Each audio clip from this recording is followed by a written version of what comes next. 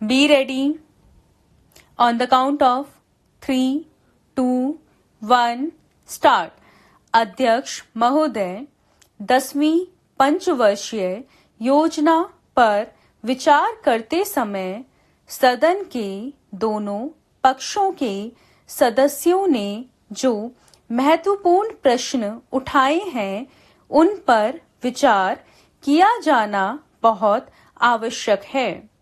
अध्यक्ष महोदय, 9वीं पंचवर्षीय योजना का अब अंतिम वर्ष चल रहा है और इस योजना के अंदर जो चीजें कही गई हैं, ऐसा लगता है कि उसके अंदर परिवर्तन करना कठिन है, बदला भी नहीं जा सकता।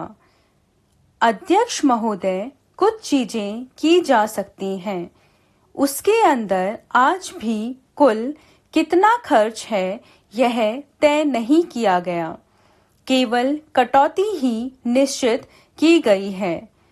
शुरू में मैं यह कहना चाहता हूँ कि यहाँ पर कुछ सदस्यों ने जो यह प्रश्न उठाया था कि इस पंचवर्षीय योजना का आशय कुछ सरकारी पक्ष से भी बताया है। इसके अंदर कमियां हैं और बहुत सी कमियां हैं जिनके ऊपर मैं यहाँ कुछ दोषारोपण नहीं करना चाहता हूँ। मैं चाहता भी हूँ कि इस तरह से प्रश्न ना उठाए जाए तो ज्यादा अच्छा है। यह योजना सरकार ने बनाई है। यह योजना मंत्रिमंडल ने पहले बनाई और अनुमोदन होने के बाद भी इसमें कुछ कमियां रह गई हैं, तो यह कमी रहने का दोष किसके ऊपर है? मैं समझता हूँ सदन के सभी सदस्य इसको जानते हैं। बहुत से लोगों ने दिल्ली के प्रश्न उठाए, जो दिल्ली के साथ अन्याय किया गया है। तो मैं समझता हूँ इस बारे में सब आवाज उठाएं। इस बात की आज ज्यादा जरूरत है। मैं यह कहना चाहता हूँ भारत सरकार से, या जिन्होंने ये सारी योजनाएं बनाई, उन्होंने वास्तव में यहाँ के साथ बड़ा बुरा किया, यहाँ के साथ अन्याय किया, क्योंकि उन्होंने इस पंचवर्षीय योजना को बनाते समय ध्यान नहीं दिया कि क्या योजना बना रहे हैं, गलत बना रहे हैं या सही बना रहे हैं, इनसे क्या लाभ हानि होगा, इन सब बातों पर उन्होंने विचार नहीं किया। तो मैं समझता हूँ ऐसी परिस्थितियों के अंदर यह बात ठीक नहीं है। ऐसी दशा में यहाँ पर 5 वर्षों में आने वाली योजनाएं बेकार बनकर रह जाएंगी। जो कटौती निश्चित की गई है उसको समाप्त करना चाहिए, ताकि दिल्ली को हम अंतर्राष्ट्रीय स्तर का एक आदर्श नगर बना सकें। यह बहुत ही आवश्यक है यदि हम इस स्थान को उन्नति चाहते हैं। इसलिए अब मैं अपना कथन इन शब्दों के साथ ही समाप्त करता हूँ।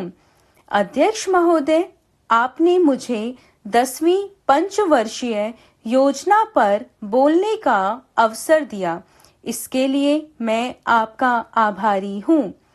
आपने मुझे कम समय दिया, इसके लिए भी आभारी हूँ। अभी मेरे से पूर्व कुछ सदस्यों ने हम पर यह आरोप भी लगाया कि हम योजना में विश्वास नहीं रखते। उन्होंने तो यह भी कहा कि हमारे चुनाव घोषणा पत्र में भी उनको इस बारे में कुछ नजर नहीं आया। मैं इस बारे में यह निवेदन करना चाहता हूँ कि उन्होंने कोई दूसरा घोषणा पत्र देखा, गलत घोषणा पत्र पढ़ा और उसी को हमारा घोषणा पत्र समझ बैठें। लेकिन मैं यह कहना चाहता हूँ कि हमारा घोषणा पत्र इस समय मेरे पास है।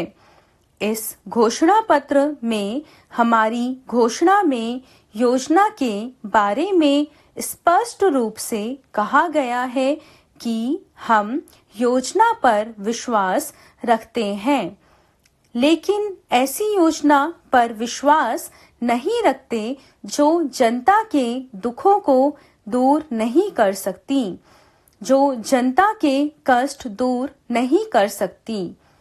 आज तक जितनी भी योजनाएं बनाई गई हैं, जिन्हें हम पहली पंचवर्षीय योजना, दूसरी पंचवर्षीय योजना और 10वीं पंचवर्षीय योजना आदि कहते हैं, और उन योजनाओं में हमने जो कुछ निर्धारित किया उनसे हम जनता के दुखों को दूर नहीं कर सके और जनता के कष्ट दूर नहीं हुए। इन योजनाओं के परिणाम भी हमारे सामने हैं। बड़े बड़े अनुभवी बैठे, उन्होंने योजनाएं बनाई, लेकिन योजनाएं ठीक प्रकार से कार्यान्वित नहीं की गईं। उन योजनाओं में काफी दोष थे, जिसके कारण ये योजनाएं लोगों के दुखों को दूर नहीं कर सकीं। लोग दुखी ही रहे। मैं यहाँ पर कहना चाहता हूँ कि जो हमारी योजना थी उसका परिणाम क्या निकला। उसका परिणाम यही निकला कि हमें रुपए का मूल्य कम करना पड़ा।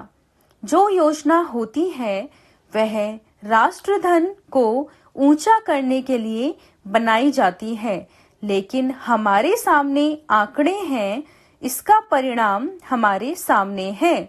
हमने अब तक 9 पंचवर्षीय योजनाएं कार्यान्वित की हैं, लेकिन हमारी प्रति व्यक्ति आय में और जीवन स्तर में अपेक्षित वृद्धि नहीं हुई है। यह दुख की बात है। मैं यह कहना चाहता हूँ कि हमारा ऐसी योजना में विश्वास नहीं है जो जनता के कष्टों को, जनता के दुखों को दूर न कर सके।